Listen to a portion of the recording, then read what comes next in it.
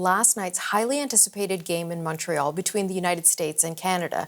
To say there was a charged atmosphere at this four nations face-off event would be an understatement. Oh, say, can you see by the dawn's early light?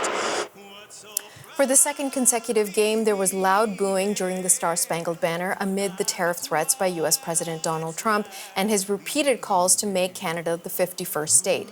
When the game started, the tension expanded from the stands onto the ice. We're going to drop the gloves right away. Matthew Tkachuk and Brandon Hagel right off the hop. And that was not the only fight. Then, just as the puck dropped again, there was another fight, and that was followed by a third fight just a few seconds later. That's 3 fights in the first 9 seconds of the game. Once the fighting was done, fans were treated to an exciting game with the U.S. breaking a 1-all tie in the second period. And then turns back. Over the boards, Keith Jarvis takes the pass. Crosby had that broken up. And away goes Larkin. It's a 2-on-1. Larkin scores! Dylan Larkin, and Team USA has the lead. That goal by Dylan Larkin would give the United States the lead. It would add an empty net goal to win the game by a score of 3-1. With the victory, the United States clinches a berth in the championship game on Thursday. Canada can still advance to the title game with a regulation time victory over Finland tomorrow. The remainder of the tournament now shifts to Boston. We get more from journalist Ed Kleiman. Where do you begin with this one? That was something absolutely unexpected last night in terms of those fights that you mentioned. But before we got to that, put this all together, right? We have an amazing rivalry, traditional rivalry between Canada and the United States. And for best on best, the best Canadian men versus the best American men, we hadn't seen that in a decade. So there was so much anticipation for that. Then you throw on the geopolitical tensions that you referenced, the tariff threats, the 51st state comments coming from Donald Trump. And wow, was there a lot of attention on those anthems. And despite public address and answer, Michel Lacroix imploring people to respect both national anthems, you knew there was going to be booing, and there was plenty of it. Certainly not everybody, but a lot.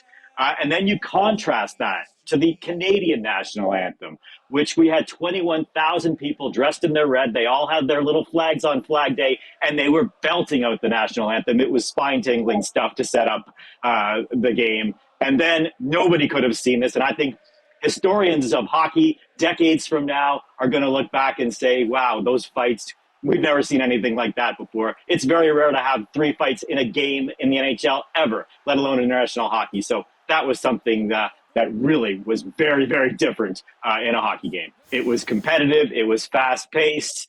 It was just a great game. Really, the goal of the game came from Connor McDavid 5 minutes into the game. He burst down the right side with phenomenal speed, goes through both U.S. defenders that are in front of him, backhand top corner of the net. Canada's up 1-0. The place is going wild. But the Americans answered just 5 minutes later. And then in the second period, Dylan Larkin with the game-winning goal. And you could just feel the Canadian fans getting tense. Now Canada has their work cut out for them. Going to Boston, they must beat Finland on Monday to get a rematch with the Americans in the championship game. So plenty to come still in this tournament. Aaron Ettinger joins us now to discuss this display of patriotism amongst hockey fans. He's an associate professor of political science at Carleton University, and he has studied the intersection of sports and politics. So Aaron, thank you so much for making time for us today. Thank you for having me. Aaron, I guess the most important question is, did you watch the game last night? Yeah, I did. And I watched the highlights, and I watched the highlights again. And I wasn't sure if I was watching an international sports competition or, an episode of Shoresy. It was remarkable stuff. Okay, so let's dive in, because I was watching as well, which is unusual for me, but I was really interested.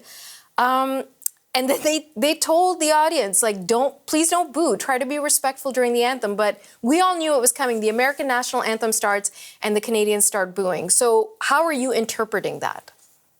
Well, I'm interpreting this as an authentic bottom-up sense of Canadian nationalism and patriotism at the same time. There is this renewed sense of togetherness as a nation, which is a very difficult thing to accomplish in Canada.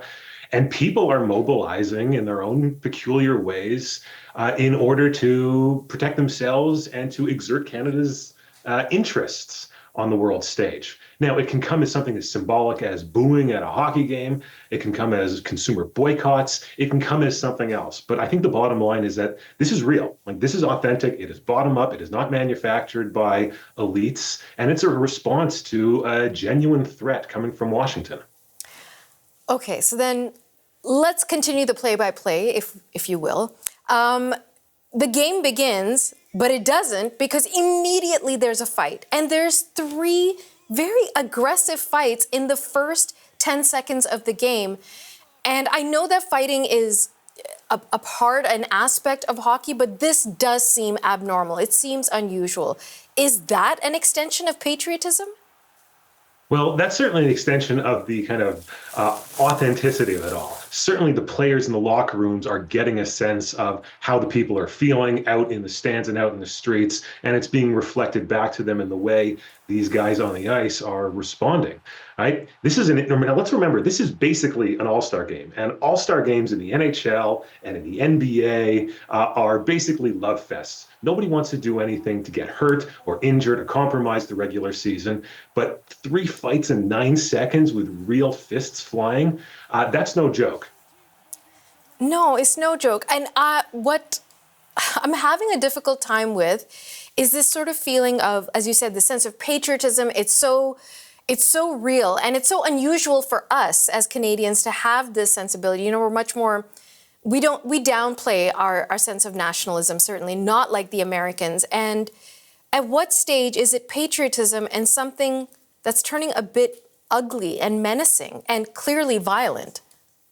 Yeah, I mean, Canada is a strange place, right? Canada is a place where this sense of community is often fragmented in this enormous expanse of territory. And historically, it's been very difficult to get Canadians to feel a sense of unity.